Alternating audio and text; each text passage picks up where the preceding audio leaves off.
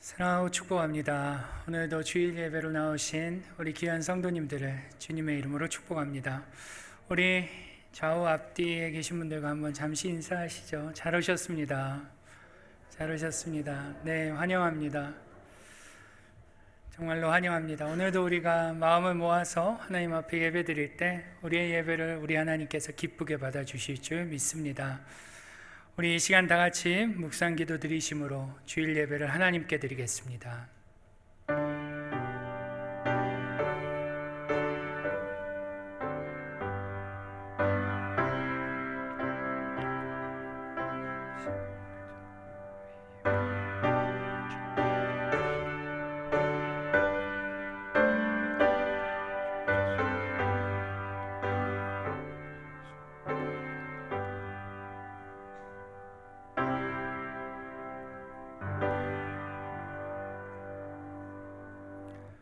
오늘도 살아계셔서 우리 가운데 거하시며 만물을 주관하시는 아버지 하나님, 주님의 은혜와 사랑을 진실로 감사드립니다.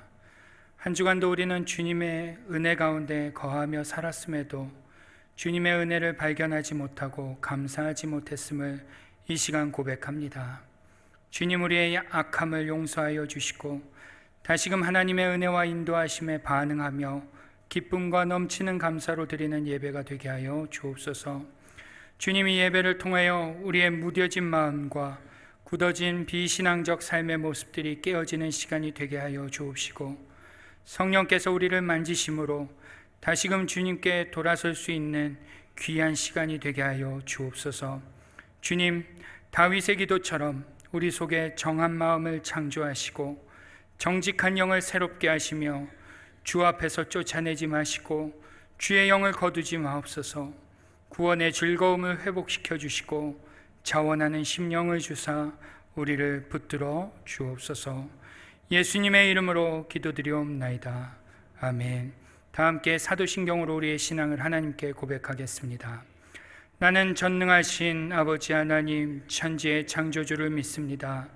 나는 그의 유일하신 아들 우리 주 예수 그리스도를 믿습니다. 그는 성령으로 잉태되어 동정녀 마리아에게서 나시고 본디오 빌라도에게 고난을 받아 십자가에 못 박혀 죽으시고 장사된 지 사흘 만에 죽은 자 가운데서 다시 살아나셨으며 하늘에 오르시어 전능하신 아버지 하나님 우편에 앉아 계시다가 거기로부터 살아있는 자와 죽은 자를 심판하러 오십니다. 나는 성령을 믿으며 거룩한 공교회와 성도의 교제와 죄를 용서받는 것과 몸의 부활과 영생을 믿습니다. 아멘. 다 함께 성시교독 제30번 시편 67편을 교독하시겠습니다. 성시교독 제30번 시편 67편입니다.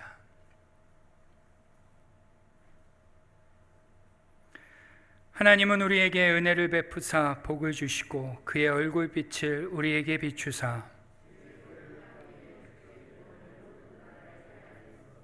하나님이여 민족들이 주를 찬송하게 하시며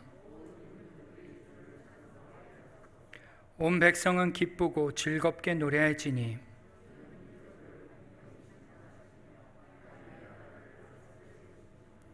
하나님이여 민족들이 주를 찬송하게 하시며 모든 민족으로 주를 찬송하게 하소서.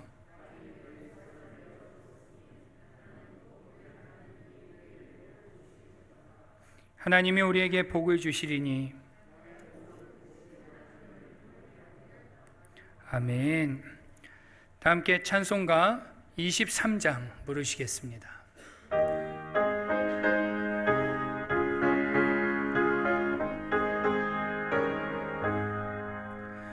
만입이 내게 있으며 그 입 다거지고 내 구주 주시는 종을 늘 찬송하겠네. 내 은혜로우신 하나님 날 도와주시고 그 크신 영광 널리 다 알게 하소서.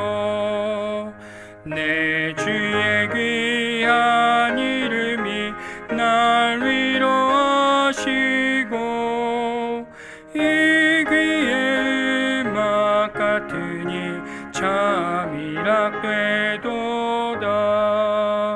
내 죄의 권세 깨뜨려 그 결 바꾸시고 이 추한 마음을 비로소 고청케 하셨네. 아멘.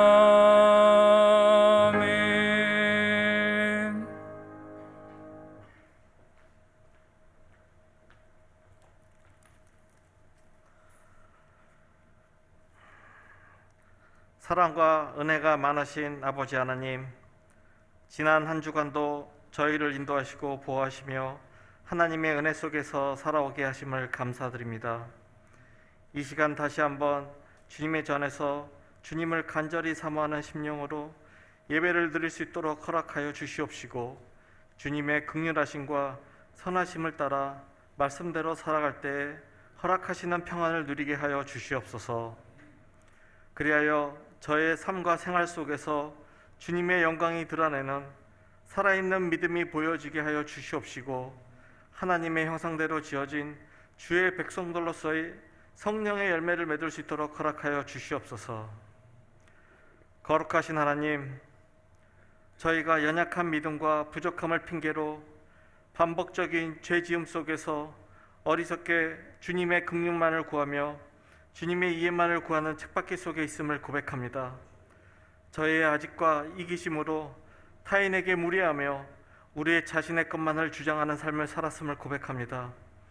이런 저희가 주님의 말씀과 사랑 안에서 저희 스스로를 지키며 주님의 마음을 기쁘게 하는 성숙한 믿음의 길로, 믿음의 삶으로 살아가는 복된 주의 백성이 될 수 있도록 인도하여 주시옵소서.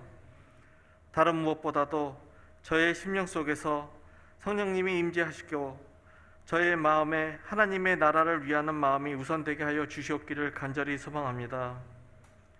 전능하신 아버지 하나님, 이 힘들고 어지러운 세상을 이겨내며 살아갈 수 있는 것은 오직 주님의 말씀을 따라 주님의 선하신 계획하심을 따라 순종하며 살아가는 것임을 고백합니다. 이러한 환경 속에서 침묵으로 동행하시며 걱정하고 안타까워하는 저희들을 위해 길을 열어주시는 크나큰 은혜를 준비하시며 앞서가심을 믿습니다. 지금 저희의 눈앞에는 저희의 힘과 지혜로는 기대할 수 없는 환경일지라도 하나님의 일하심을 믿고 소망하며 기도하며 하나님의 때를 기다리는 것만이 세상에서 찾을 수도 없고 얻을 수도 없는 것들로 저희를 채우시며 회복과 위로로 준비해 주실 것을 믿습니다. 부디 바라옵기는 이런 주님을 기쁨으로 사랑하며 즐거워하며 주님께 감사와 영광을 올려드리는 삶을 살아가도록 인도하여 주시옵소서. 신실하신 아버지 하나님, 저희 교회는 지금 담임 목사님의 청빙 절차 속에 있습니다. 청빙이 되는 모든 절차에 하나님의 도우심과 은혜가 있게 하여 주시옵소서. 모든 성도들이 합심하여 기도로 구하게 하시고 사람의 지혜와 선택보다는 하나님의 뜻하심으로 온전한 말씀과 사랑으로 목양의 사명을 감당하실 충성된 주의 종으로 청빙될 수 있도록 인도하여 주시옵소서. 복의 근원이 되시는 아버지 하나님, 저희 교육부 주일 학생들과 교사들을 위해 기도드립니다. 저희 자녀들이 하나님의 말씀과 사랑으로 양육되게 하시고 주님의 사랑과 복음 안에서 꿈과 소망을 갖게 하여 주시사 앞으로 세상의 삶 속에서 주님의 선한 영향력을 끼치는 리더들로 자리하게 하여 주시옵소서. 이 소명에 함께 하시는 김정성 목사님과 교사들의 섬김과 헌신을 기억하시사 축복하여 주시고 복의 복을 더하여 주시사 주님이 주시는 능력과 기쁨으로 인도하여 주시옵소서. 이 시간 영육간의 연약함으로 고통 중에 있는 성도들이 있습니다. 치유함과 위로함으로 함께하여 주시고 물질적인 부족함에 있는 성도들에게도 채워주시고도 남는 헤아림과 도우심으로 함께하여 주셨기를 소망합니다. 이 시간 저희를 위해 예비하신 주님의 복담 말씀을 전하실 벽광영 목사님께도 성령 충만함과 담대함으로 덧입혀 주시사 조금도 부족함이 없는 온전한 주님의 뜻을 선포하게 하시어 말씀은 듣는 성도들이 참된 예배자로 서게 하시고 은혜와 기쁨이 넘치는 복된 시간을 허락하여 주셨기를 간절히 바라오며 이 모든 말씀 우리 주 예수 그리스도 이름으로 기도드리옵나이다. 아멘.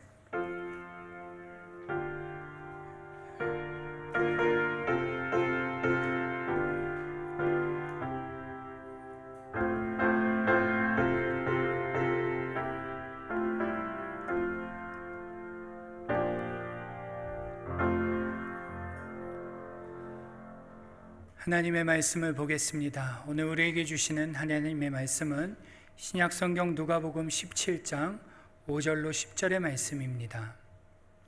신약성경 누가복음 17장 5절로 10절의 말씀입니다. 신약성경 123쪽입니다.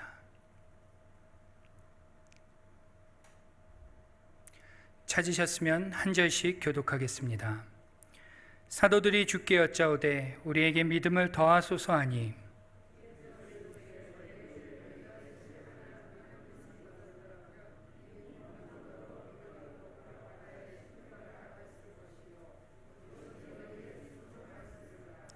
너희 중 누구에게 밭을 갈거나 양을 치거나 하는 종이 있어 밭에서 돌아오면 그더러 곧 와 앉아서 먹으라 말할 자가 있느냐?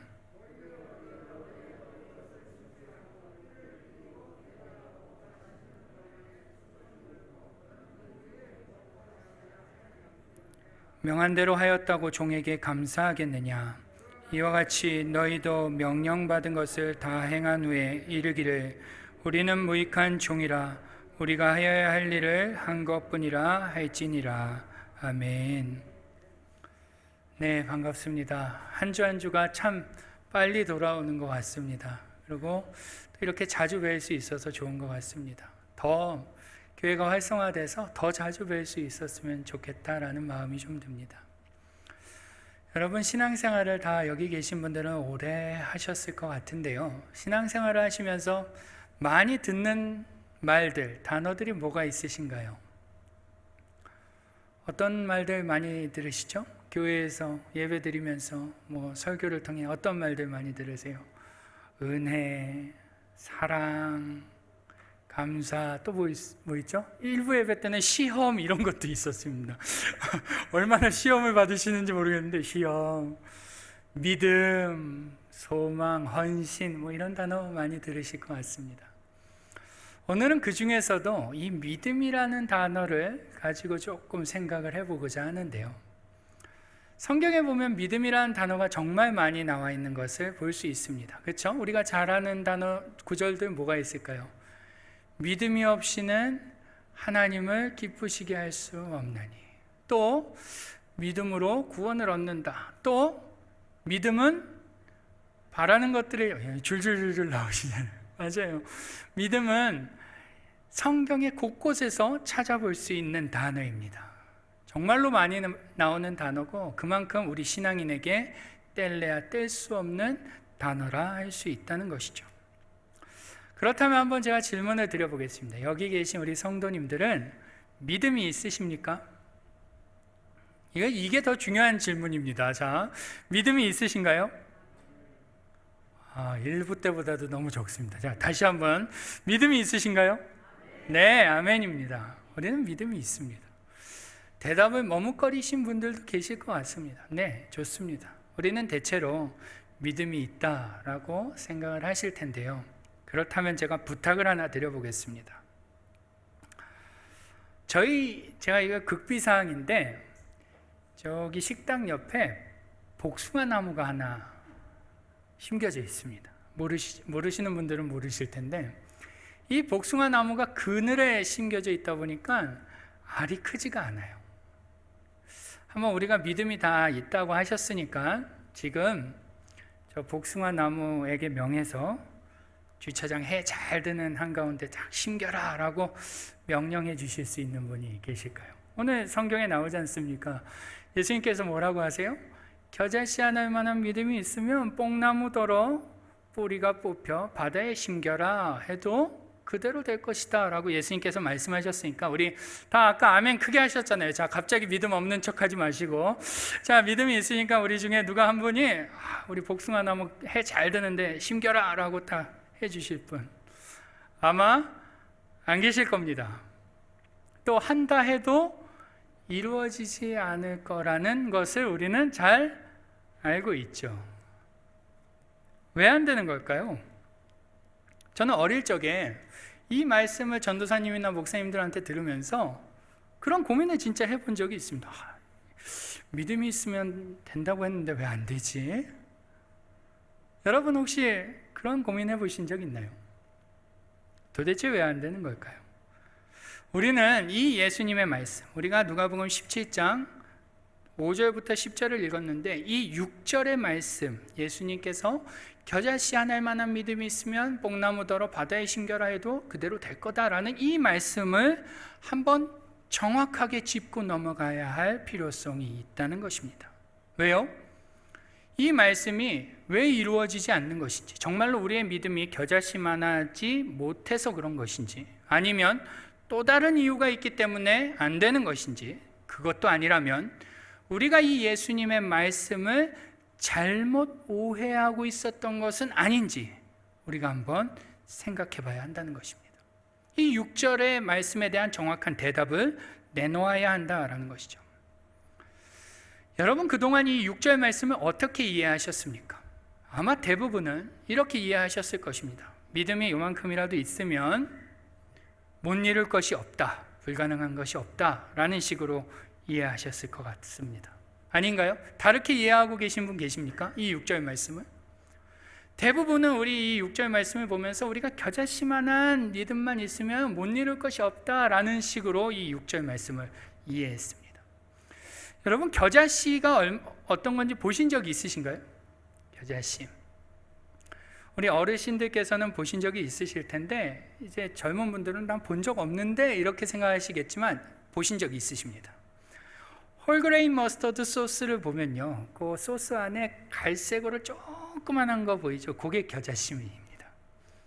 그 겨자씨만한 믿음이 있으면 오늘 본문을 보시면 불가능한 것이 없어 보입니다. 그런데 우리가 이렇게 이해를 하고 17장 6절 말씀을 보다 보니까 문제가 하나 생깁니다. 어떤 문제요? 분명히 예수님은 요만한 믿음만 있어도 뽕나무더러 바다에 심겨라 하면 된다고 하셨는데 우리의 삶에 그러한 기적이 일어나지 않는다는 것입니다. 분명 나는 믿음이 있는 것 같은데 그러한 일들이 안 일어나는 것이죠. 그러한 기적은커녕 내가 바라는 작은 소망도 안 이루어집니다. 그럴 때 어떻게 되죠? 우리 안에 실망감과 낙심이 된다라는 것이죠. 그러다 보면 이 두 가지의 부류로 나뉘게 됩니다. 한 부류는 예수님이 지금 거짓말 하시는 거야 라고 이 말씀을 예수님의 거짓말로 치부해 버리거나, 아니면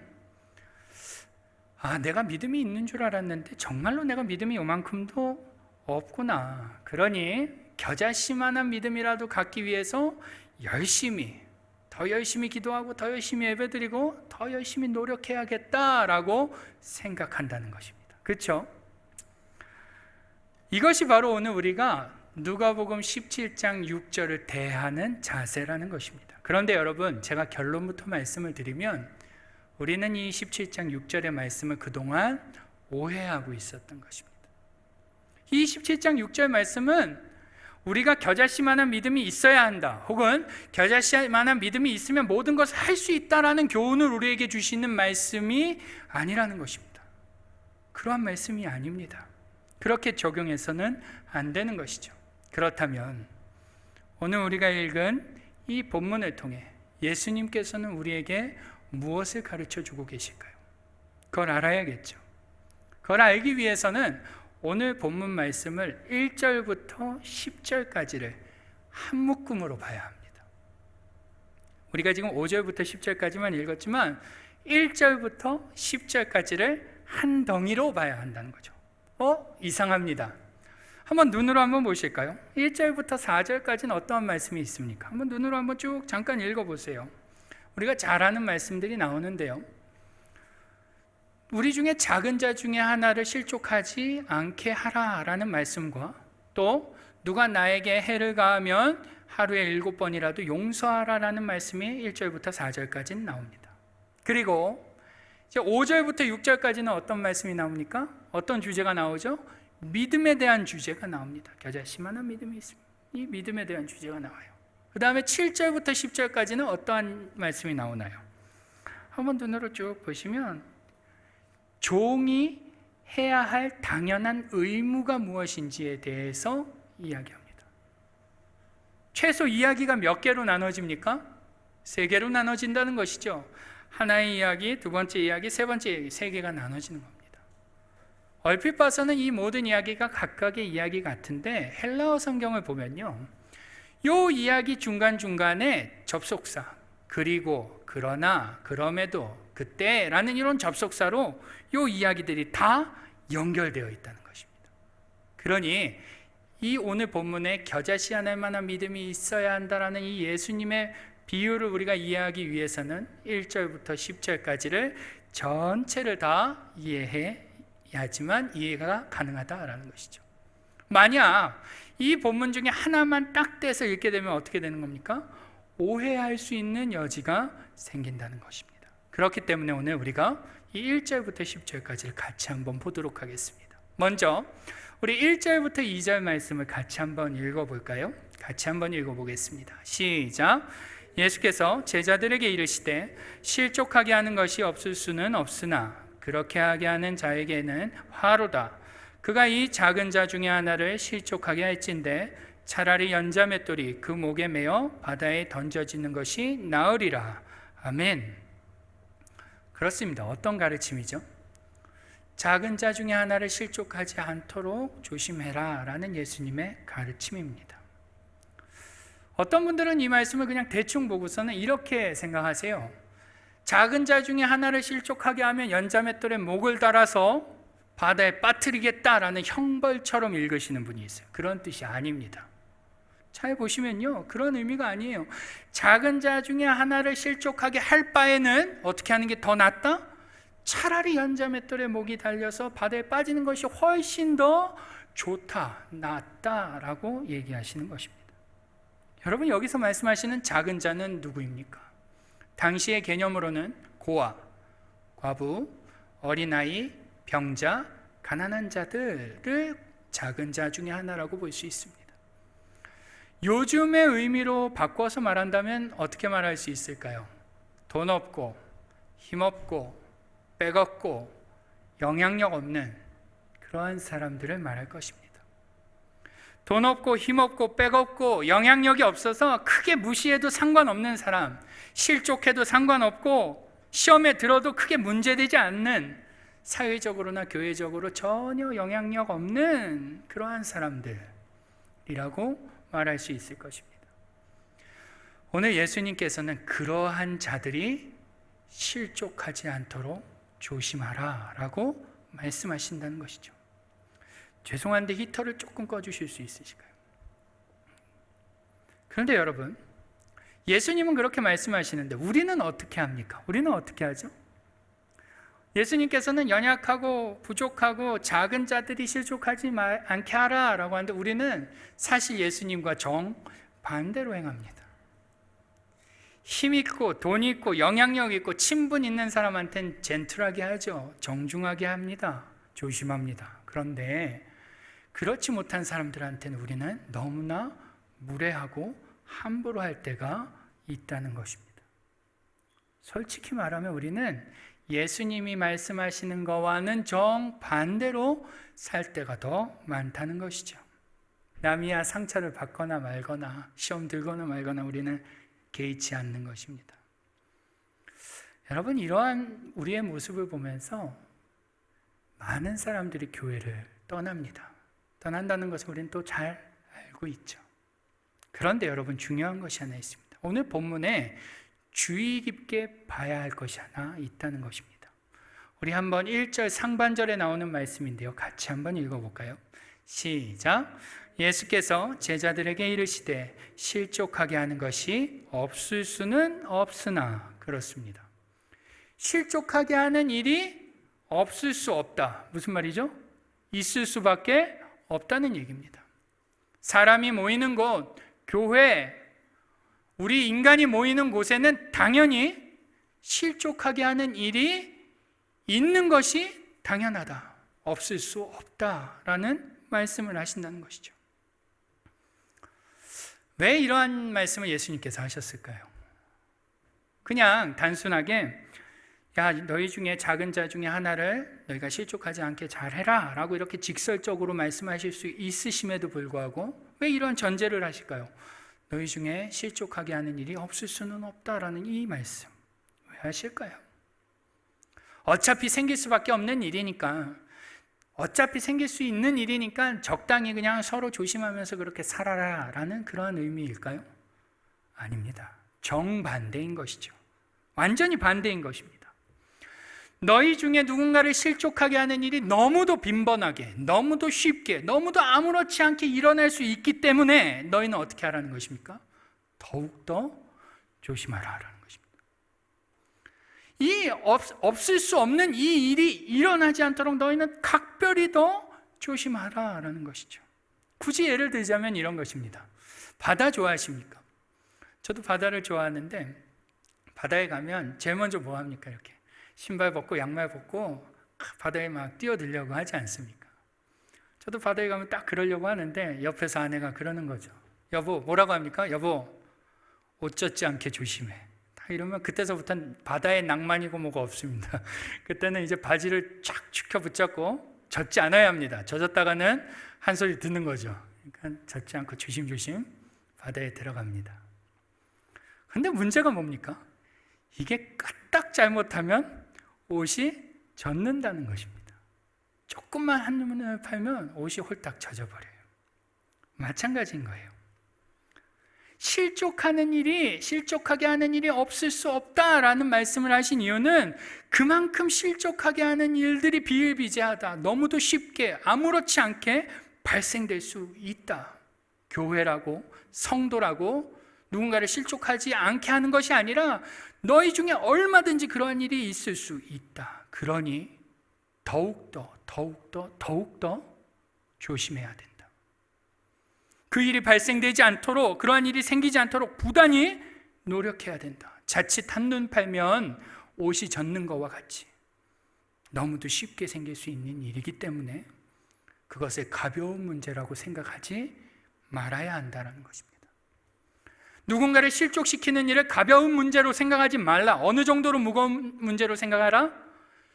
누군가를 실족하게 하는 일이 연자맷돌에 목을 달아 바다에 빠지는 것보다 더 무거운 일이라고 조심하게 생각해라. 무겁게 생각해라.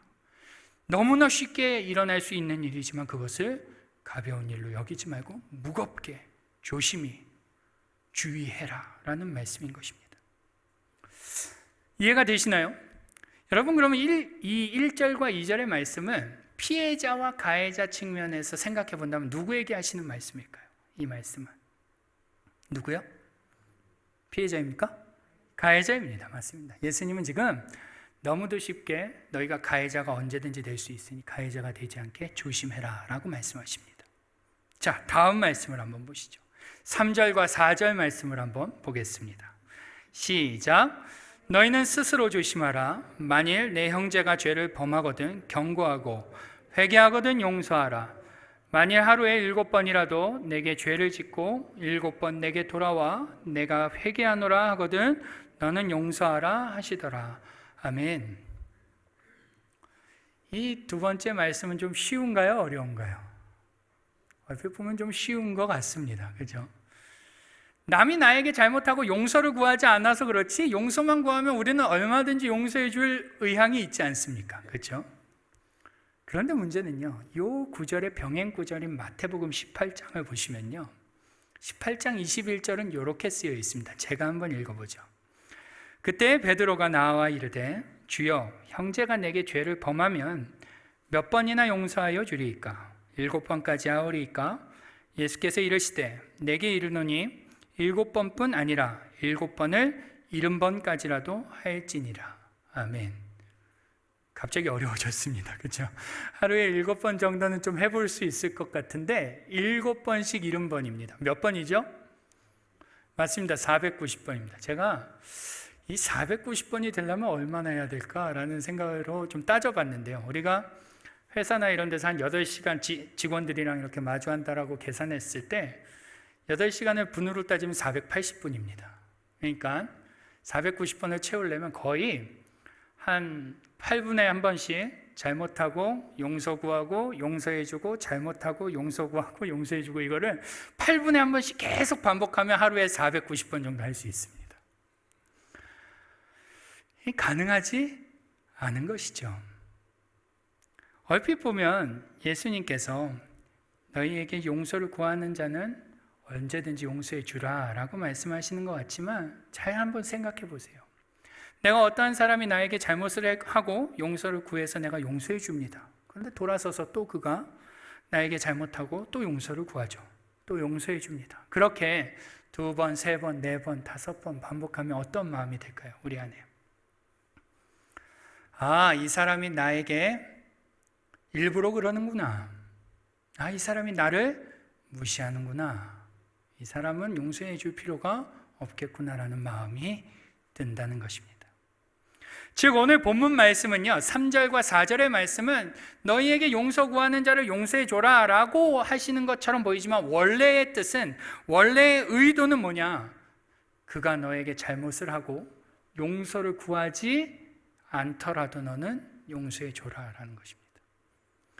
심지어 그가 너에게 일부러 해를 끼친다 하더라도 너는 그를 용서해 줘라. 그가 일부러 너를 무시하고 그가 일부러 너를 업신 여긴다 할지라도 너는 그를 용서해 줘라 라는 말씀인 거죠. 자, 그럼 이 말씀은 가해자와 피해자 중에 누구를 향한 말씀일까요? 피해자를 향한 말씀입니다. 앞에 말씀은 누구였죠? 가해자. 뒤에 말씀은 피해자. 좋습니다. 앞에 말씀과 뒤에 말씀 딱 합쳐서 보면 어떤 말씀입니까? 너희가 누군가를 실족하게 하는 일이 없을 수 없으니 부단히 노력하고 주의를 기울여서 대하되, 그럼에도 불구하고 누군가가 너에게 상처 주는 일을 하거든 너는 그를 용서해라. 그 상처 준 것 때문에 시험 들지 말고 실족하지 말고 용서해 주라는 것입니다. 남을 시험 들게 하지 않는 것이 어려울까요? 나에게 잘못한 사람을 용서해 주는 게 어려울까요? 어떤 게 어려울까요? 용서해 주는 게 어렵습니까? 아니죠. 둘 다 어렵습니다. 이거 따질 필요가 없습니다. 따질 필요가 없어요. 왜냐하면 예수님이 그러셨잖아요. 남을 시험 들게 하고 넘어뜨리는 일이 너무나 쉽게 발생될 수 있는 일이기 때문에 그것도 어렵습니다. 또 반대로 누군가가 나에게 고의적으로 해를 가하는데 그를 용납하고 용서하는 것도 어려운 것이죠. 둘 다 너무나 어려운 것입니다. 그런데 중요한 것은 이 어려운 것을 예수님께서 제자들에게, 그리고 오늘 우리에게 하라라고 말씀하신다는 것입니다. 예수님께서 제자들에게 또 오늘 우리에게 그 어려운 것을 해내야 한다라고 요구하신다는 것이죠. 제가 이런 말씀을 드리면 대부분은 이렇게 생각하십니다. 네, 머리로 잘 알고 있습니다. 이미 알고 있는 바입니다. 우리가 형제를 사랑하고 누군가를 시험 들지 않게 하고 누군가를 용서하는 거 너무나 잘 알고 있습니다. 그러나 현실에서는 사실 어렵습니다. 사실 살면서 그것이 불가능합니다. 이러한 마음을 갖는다는 것이죠. 그러면서 어떻게 합니까? 시도조차 안 해봅니다. 노력도 안 합니다. 우리가 그런다는 거예요. 그런데 재밌는 것은요, 우리가 그러는데 오늘 본문의 제자들도 그랬다는 것입니다. 한번 본문을 볼까요? 오늘 본문의 5절을 보시면 제자들이 이렇게 대답합니다. 같이 한번 읽어보죠. 시작. 사도들이 주께 여짜오되 우리에게 믿음을 더하소서 하니. 예수님께서 실족하게 하는 일이 없을 수는 없지만 그럼에도 너희는 누군가가 실족하지 않도록 조심해야 된다. 그리고 또 누군가가 너를 실족하게 할지라도 너는 실족하지 말고 그를 용서해 줘야 된다라는 말씀을 딱 하자 제자들이 뭐라고 반응한다고요? 주여 우리에게 믿음을 더하소서. 이게 무슨 말입니까? 이게 무슨 말인가요? 주님, 우리는 할 수 없습니다. 주님, 우리는 아직 그러한 단계가 아닙니다. 우리가 가진 믿음으로는 그러한 일들을 해낼 수 없습니다. 결코 가능하지 않습니다라고 해보지도 않고 해보려는 생각도 안 하고 하려는 의지도 없이 듣자마자 뭐라고 합니까? 우리는 믿음이 없으니 믿음을 더하여 주십시오라고 말한다는 것입니다. 그때 예수님께서 뭐라고 대답하죠? 그때 바로 6절 말씀을 하시는 겁니다. 같이 한번 읽어보죠. 시작. 주께서 이르시되 너희에게 겨자씨 하나일 만한 믿음이 있었더라면 이 뽕나무더러 뿌리가 뽑혀 바다에 심기어라 하였을 것이요 그것이 너희에게 순종하였으리라. 아멘. 무슨 말씀입니까? 너희가 겨자씨만한 믿음이 있어야 한다, 혹은 겨자씨만한 믿음이 있으면 모든 것을 다 할 수 있다라는 의미가 아닌 것입니다. 이거는 지금 예수님께서 제자들에게 이렇게 말하는 것이죠. 얘들아, 겨자씨만한 믿음이 있으면 뽕나무가 바다에도 심길 수 있는데 도대체 너희는 얼마나 큰 믿음이 있어야 하길래 그것을 할 수 있다고 할래? 형제를 넘어지지 않게 하고 형제를 용서하는 일, 그 일을 위해서 도대체 얼마나 큰 믿음이 필요한 거니? 믿음이 많고 적음의 문제가 아니다라고 지금 예수님께서 비꼬아 말씀하시는 겁니다. 요만한 믿음만 있어도 뽕나무가 바다에 심기게 할 수 있는데 도대체 형제를 세우고 실족하지 않게 하고 용서하는 일을 위해서 얼마나 큰 믿음이 필요하길래 너희는 자꾸 믿음 핑계만 대고 있느냐라고 비꼬아서 말씀하시는 거예요. 이해가 되십니까? 쉽게 말하면 예수님이 한마디로 믿음 핑계 대지 말라는 것입니다. 믿음 적어서 못한다는 소리 하지 말라는 것입니다. 그러한 생각, 믿음이 적어서 못한다고, 믿음이 많으면 할 수 있고 믿음이 적으면 못한다라는 생각 자체를 하지 말라는 것입니다. 그저 믿음이 있기만 하면 이와 같은 일을 하는 것이 마땅하다, 할 수 있다라고 지금 예수님은 선언하시고 계신 것입니다. 여러분, 교회에도 이런 분들이 계십니다. 어떠한 신앙적 유익함을 위해서 권면을 드리면요, 뭐 좀 하시라고 권면을 드리면 뭐라고 하십니까? 대부분 못해요 그래요. 못해요. 이건 이래서 못하고 저건 저래서 못해요. 이런 분들을 뭐라고 부르는지 아세요? 모태신앙이라고 부릅니다. 죄다 못한다고 하니까 그냥 모태신앙이라고 부르는 거예요. 이런 분들 다 못한대요. 해보지도 않고 못하신대요. 여러분, 믿음이 있는 자라면 형제가 실족하지 않게 해야 하고, 믿음이 있는 자라면 누가 나에게 고의적으로 해를 입힌다 할지라도 용서할 수 있어야 하는 것입니다. 이것이 오늘 우리가 읽은 본문에 예수님께서 우리에게 가르쳐 주시는 교훈이다라는 것이죠. 여러분, 우리는 이 말씀을 보면서 예수님의 탄식을 느낄 수 있어야 합니다. 제자들이 너무나 답답하게 하고 있으니 예수님께서 지금 이 겨자씨 이야기를 하시면서 탄식하고 계신 것입니다. 책망하고 있는 것이죠. 왜 도대체 너희는 믿음 핑계만 대고 있느냐? 우리는 이 말씀을 보며 예수님의 마음을 느낄 수 있어야 하는 것입니다. 심지어 예수님이 얼마나 답답하셨냐면, 이 제자들을 보면 얼마나 답답하셨냐면 7절부터 9절 말씀을 보면 그 답답함이 더욱더 묻어납니다. 우리 같이 한번 읽어볼까요? 시작. 너희 중 누구에게 밭을 갈거나 양을 치거나 하는 종이 있어 밭에서 돌아오면 그더러 곧 와 앉아서 먹으라 말할 자가 있느냐? 도리어 그더러 내 먹을 것을 준비하고 띠를 띠고 내가 먹고 마시는 동안에 수종 들고 너는 그 후에 먹고 마시라 하지 않겠느냐?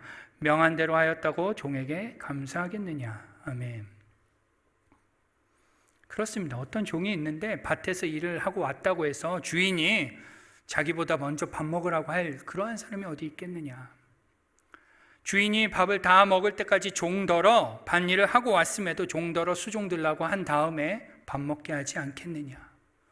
또 종이 그렇게 했다고 해서 주인이 그 종에게 감사하다고 할 그러한 주인이 어디 있겠느냐라는 말씀을 하십니다. 이 말씀 왜 하셨습니까? 너희가 형제를 실족하게 하지 않고 또 나에게 실수하고 잘못을 고의적으로 한 사람을 용서하는 것은 이 종이 하는 일만큼 어떻다? 당연하다라는 것입니다. 누군가를 용서하고 누군가를 실족하지 않게 넘어지지 않게 하는 것은 그리스도인으로 믿음 있는 자로 당연한 일이다. 자랑할 만한 일도 아니며 못할 일도 아니며 믿음이 많아야 할 수 있는 일도 아니고 믿음 있는 자라면 그것은 매우 매우 매우 당연하다라는 것이죠. 여러분, 제가 방금 전 우스갯소리로 못한다고 해서 모태신앙이라고 불렀는데요, 이 우스갯소리가 오늘 누가복음 17장 말씀을 잘 본 분들에게는 우스갯소리로 들려서는 안 되고 가슴 아픈 소리로 들려야 될 줄 믿습니다. 여러분, 우리는 어떻습니까? 우리는 어떤가요? 혹시 못해요 하고 있는 모태신앙 아닙니까? 우리는 오늘 말씀을 보면 우리 자신과 우리 교회를 한번 돌아봐야 하는 것입니다. 여러분들 중에 어떤 분들은 교회를 참 사랑하고 걱정하는 마음으로 뒤에서 이런 말씀도 많이 하십니다. 우리 교회는 이러한 것이 문제고 저러한 것이 문제고. 한번 질문 드려보겠습니다. 여러분, 우리 교회의 문제는 무엇입니까? 뭐가 문제가 됩니까? 프로그램이 없는 겁니까? 모임이 없는 겁니까? 목양이 안 되는 겁니까? 아닙니다. 그런 것이 문제가 아닙니다. 오늘 우리 교회의 문제, 우리의 문제는 바로 뭐냐? 오늘 본문의 제자들과 같이 안 된다고 생각하고 핑계만 대며 포기해버린 그 마음이, 안 된다고 생각하는 그 마음이 도무지 돌이켜지지 않는 것이 문제인 것입니다. 아무리 말씀을 들어도 우리는 안 된다라고 생각합니다. 못한다라고 생각합니다. 도무지 우리의 이 마음이 돌이켜지지 않는 것이 오늘 우리 교회의 문제입니다. 우리의 문제입니다. 우리는 언젠가부터 이래서 안 되고 저래서 안 되고 누구 때문에 안 되고 무엇 때문에 안 되고, 심지어 뭐라고 합니까? 한인교회라서 안 된답니다.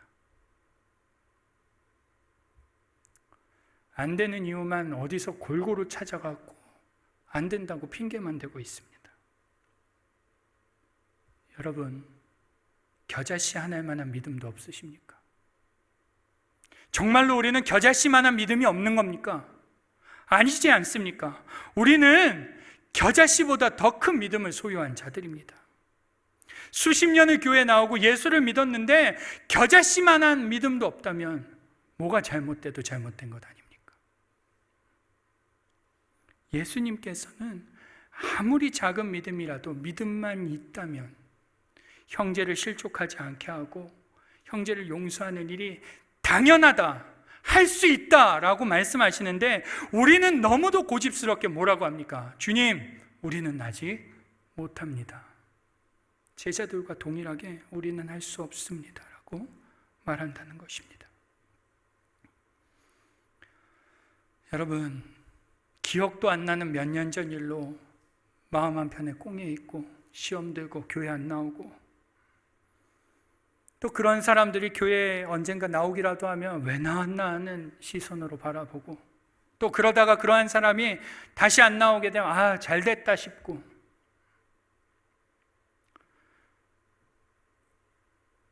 그리고 심지어 그러한 공동체가 당연한 것이냐? 우리는 뭐라고 말합니까? 한인교회는 원래 그렇답니다. 한인교회는 원래 그렇대요.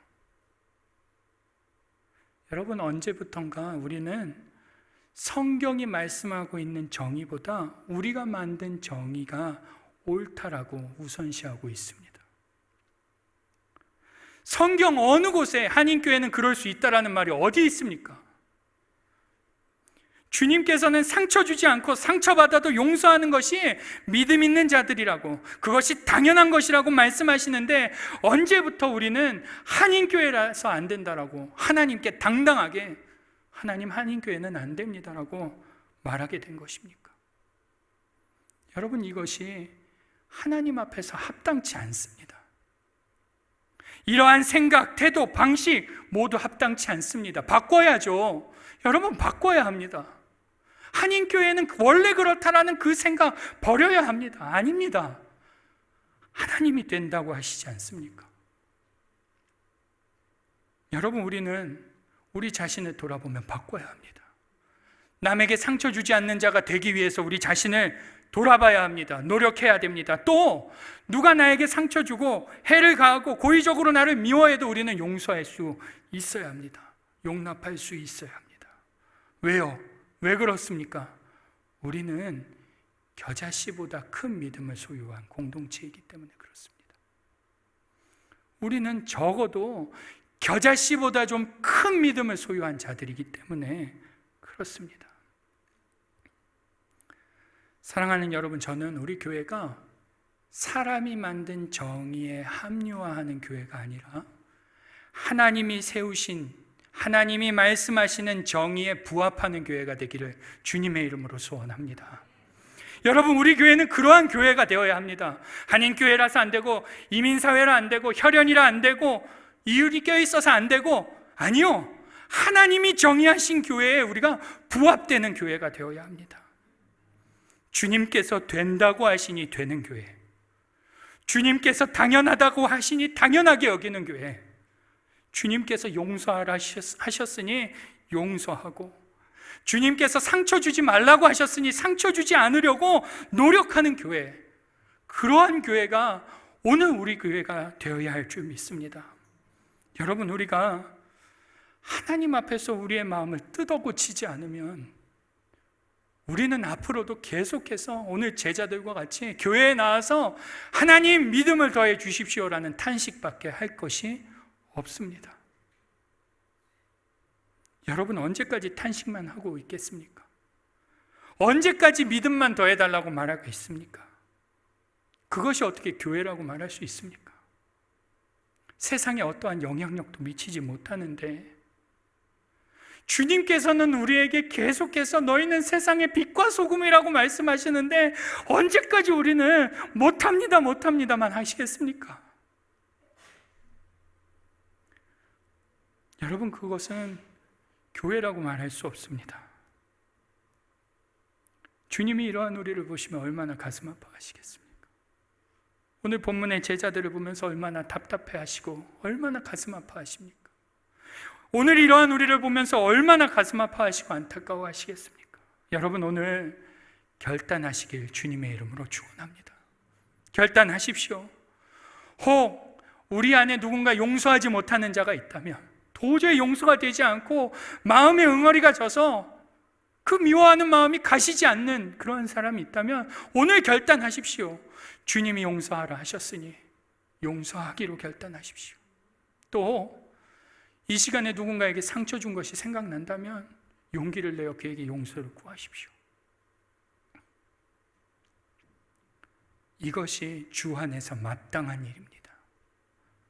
사랑하는 우리 연합교회 성도 여러분, 예수님께서 우리를 믿음의 자녀들로, 믿음 있는 자들로 부르신 이유는 뽕나무나 바다에 심으라고 부르신 것이 아닙니다.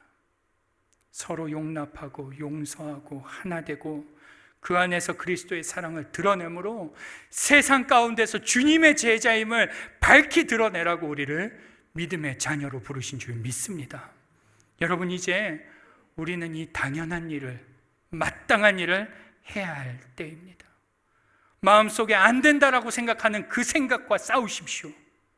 할 수 없다라고, 지금은 어렵다고, 할 수 없다고 하는 그 생각과 싸우십시오.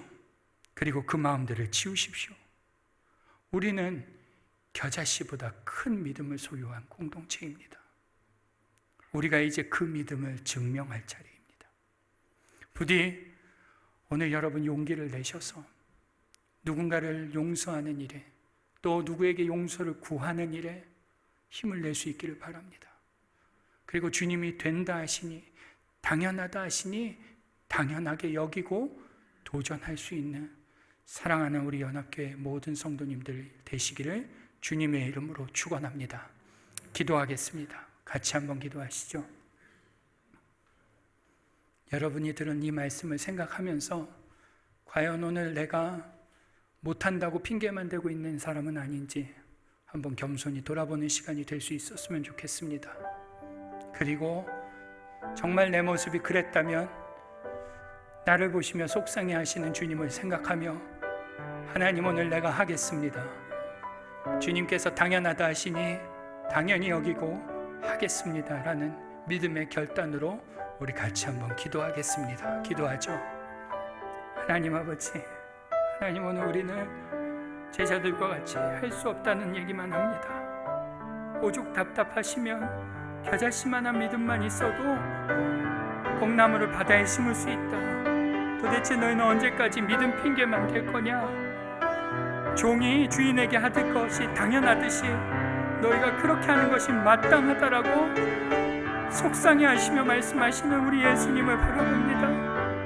하나님, 오늘 우리의 모습이 제자와 같았고 그보다 더했음을 주님 고백합니다. 우리의 마음속 깊은 곳에는 여전히 안 된다라고 생각하고 여전히 못한다라고 생각합니다. 우리는 한인교회라서 안 된다라고 생각합니다. 혈연 관계가 얽혀있고 이윤 관계가 얽혀있어서 못한다라고 생각합니다. 아닙니다. 하나님, 주께서 당연하다 하시니 이제는 당연한 교회 되게 해주십시오. 주께서 할 수 있다 하시니 하는 교회 되게 해주십시오. 우리는 겨자씨보다 큰 믿음을 소유한 자들이오니 하나님, 오늘 우리가 주께서 당연하게 여기시는 그것을 당연하게 행할 수 있는 우리 모두가 되게 하여 주옵소서. 하나님, 오늘 우리 가운데 형제 미워하는 자 있습니까? 그 마음속에 응알이 져서 도저히 풀리지 않는 그 마음이 있습니까? 하나님, 오늘 넉넉히 용납하고 용서할 수 있는 은혜가 있게 하여 주십시오.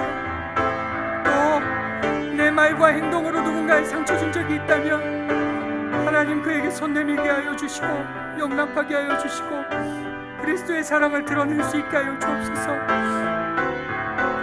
하나님, 오늘 우리가 세상 가운데 교회로, 세상 가운데 빛과 소금으로 서야 할 줄 믿습니다.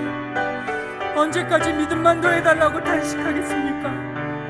하나님, 오늘 우리 교회가 빛과 소금의 역할을 감당하는 교회, 주 안에서 넉넉히 주님의 뜻을 이루는 교회, 그래서 세상 사람들로 너희가 내 제자인 줄 알리라 하시는 그 말씀을 이룰 수 있는 교회 되게 주님 역사하여 주옵소서.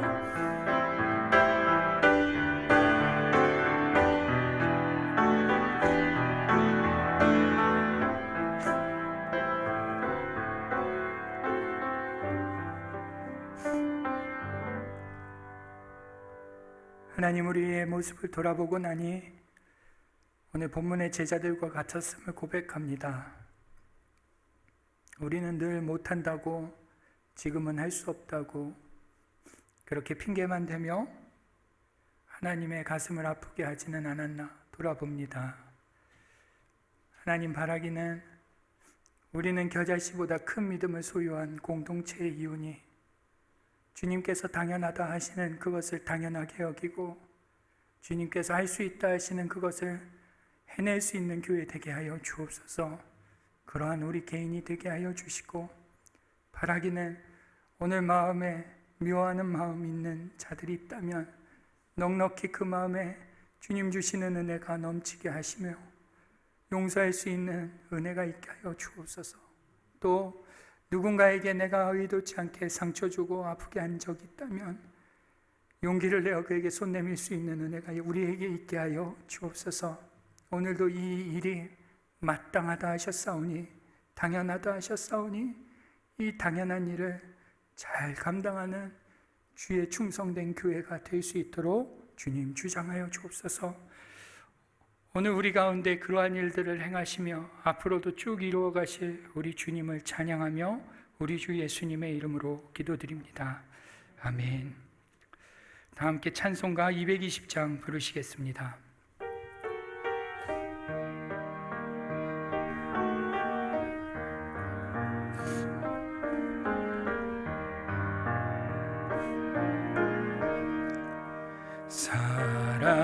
사랑하는 주님 앞에 형제자매 한자리에 크신 은혜 생각하며 즐거운 찬송 부르네.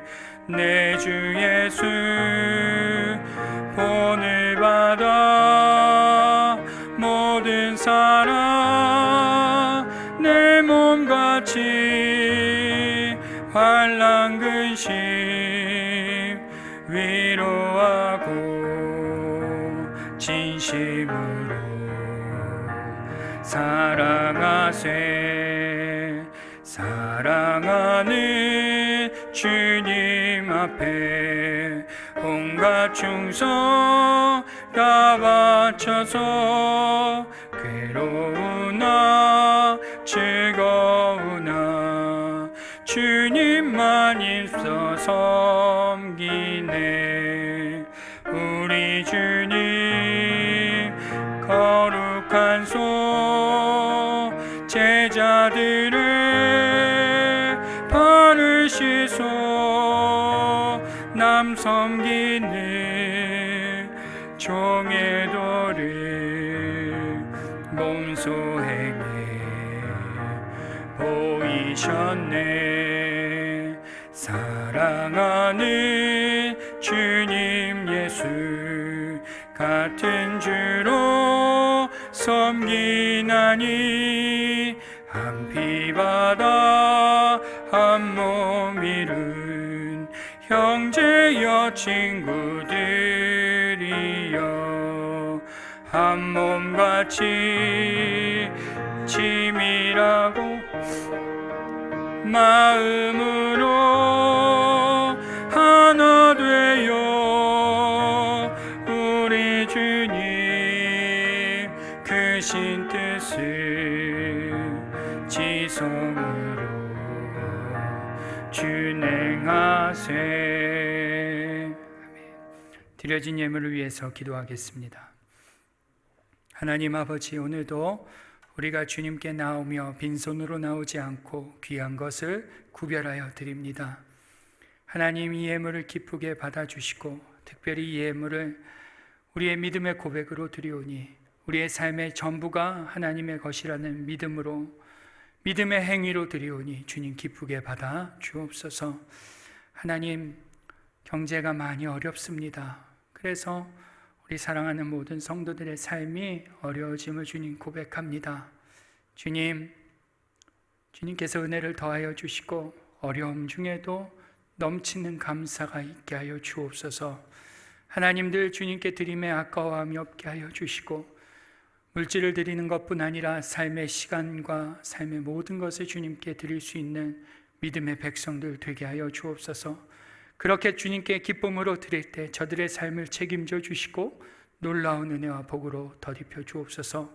예물이 쓰이는 곳마다 주님의 영광 드러나며 생명 살아나는 곳에 바로 사용되어지게 주님 역사하여 주시길 간절히 원하오며 우리 주 예수님의 이름으로 기도드립니다.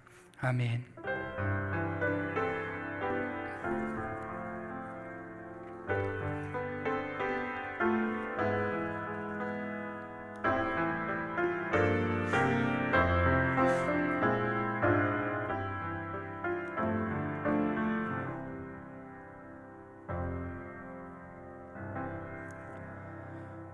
광고 말씀드리겠습니다. 오늘도 우리 교회에 나오신 귀한 성도님들을 주님의 이름으로 축복합니다. 매일 저녁 9시에 합심 기도회가 있으니 각자 계신 곳에서 기도에 참석해 주시고요. 계속 광고 드리는데 우리 아침 기도에 좀 힘을 내 주십시오. 못해 하지 마시고 아침 기도에 힘을 내서 나와 주시기 바랍니다. 그래서 그 시간 동안에 하나님 주시는 은혜를 맛보는 우리 여러분들 모두가 되기를 바랍니다. 온가족 예배가 있습니다. 제가 그동안에 쭉 봐왔는데 온가족 예배가 있으면 온가족이 출타를 하시더라고요. 그러시면 안 됩니다. 온가족 예배는 함께 가족이 모여 예배 드리는 것입니다. 그러니 우리 성도님들께서는 자녀들과 함께 나와서 함께 예배 드릴 수 있기를 권해드립니다. 오늘 11시 예배 후에 청빙위원회 모임이 새가족부실에서 있습니다. 청빙위원들께서는 모여주시길 부탁드리고요. 추가로 한 가지 광고가 더 있는데요. 지난주 월요일부터 수요일까지 우리 영유아부 부모님들이, 영유아부 학부모님들께서 방학을 맞아서 애들에게 어떻게 하면 좀 신앙교육을 좀 더 할 수 있을까라는 고민을 하시다가 캠프를 주최하셨습니다. 부모님들이 자발적으로 힘을 모아주셨는데 그 영상을 우리 잠깐 한번 보도록 하겠습니다.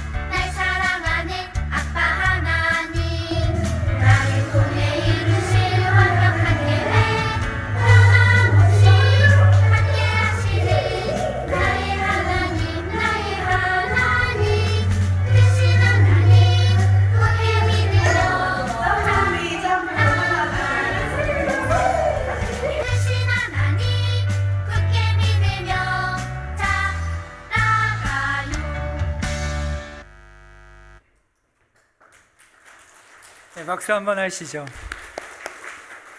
보셔서 아시겠지만요, 교회에서 한 게 아니라요, 학부모님 댁에서 진행을 했습니다. 우리 어머님들께서 못해 하는 것이 아니라 할 수 있다라고 생각하시고 귀한 섬김 해주신 것에 다시 한번 감사드리고, 이것을 통해서 우리 아이들이 더 믿음으로 자라게 될 줄 믿습니다. 우리 다른 학부모님들께서도요, 중고등부, 우리 유초등부, 유치부 학부모님들께서도 혹시 우리 자녀들에게 좀 이런 것을 했으면 좋겠다, 내가 할 수 있다 라고 생각이 되시는 분들이 있으면 교회에서는 얼마든지 협조할 수 있으니, 협력할 수 있으니 말씀해 주시면 또 좋은 유익한 시간을 나눌 수 있었으면 좋겠습니다. 다른 광고 없으시면 우리 다 함께 자리에서 일어나셔서 찬송가 620장 1절과 3절을 부르겠습니다.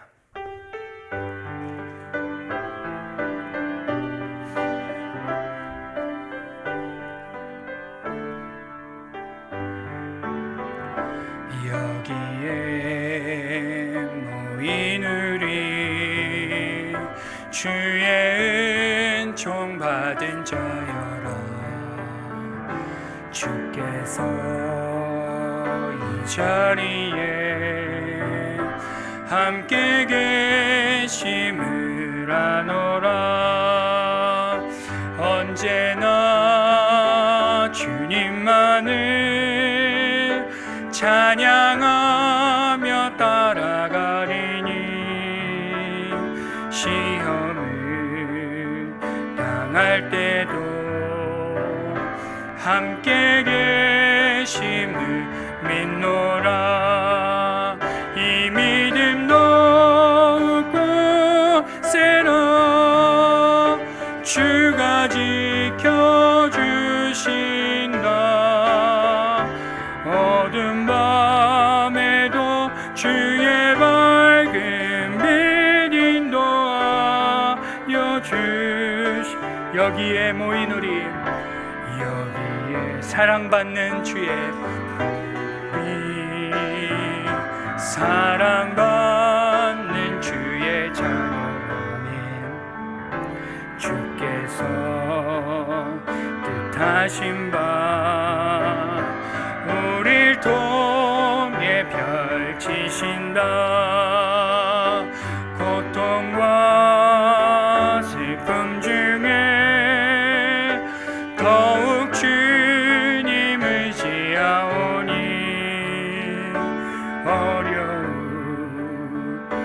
이겨내고 주님 더욱 찬양. 이 믿음 더욱 굳세라. 주가 지켜주신다. 어두운 밤에도 주의 밝은 빛 인도하여 주신다. 지금은 우리의 구주가 되시는 예수 그리스도의 은혜와 아버지 하나님의 크고 넓으신 사랑하심과 성령님의 감화 감동 내주 역사하심이 오늘도 주께서 된다 하시니 당연하다 하시니 당연하게 여기며 삶의 모범으로, 삶의 실천으로 살아내기를 결단하며 돌아가는 우리 사랑하는 연합교회 모든 성도님들의 머리 위에, 저들의 직장과 가정 위에, 사업장 위에 지금부터 영원토록 함께 계시기를 간절히 축원하옵나이다. 아멘.